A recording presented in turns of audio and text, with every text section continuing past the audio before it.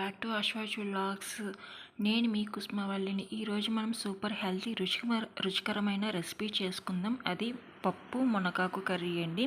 ఇది రైస్తో తిన్నా రాగి జావతో తిన్నా చాలా బాగా సరిపోతుంది. ఎర్ర కందిపప్పుని తీసుకున్నాను. నేను కుక్కర్లో వేయడం లేదు, డైరెక్ట్గా గిన్నెలో వేసి ఉడకబెడుతున్నాను. ఇది బాగా ఉడకబెట్టాలి. పప్పుని బాగా మృదుగా ఉడికిన తర్వాత వీడియోలో చూపిస్తున్నాను కదండి, నేను మునగాకు తీసుకున్నాను.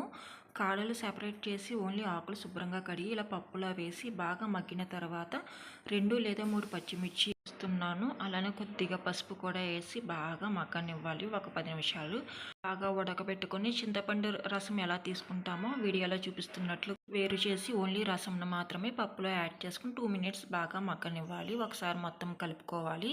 నేను నువ్వుల నూనె యూజ్ చేసి తాలింపు వేస్తున్నాను. దీనిలో కొద్దిగా ఇంగువ యాడ్ చేసుకోవాలి. ఐరన్ ఇస్తుంది. చింతకాయ జీర్ణక్రియకు సహాయపడుతుంది. పప్పు ప్రోటీన్ ఇస్తుంది. అందరూ తప్పకుండా ఇంట్లో ట్రై చేయండి. నచ్చితే షేర్ చేయండి, లైక్ చేయండి, సబ్స్క్రైబ్ కూడా చేయండి. Thank you guys.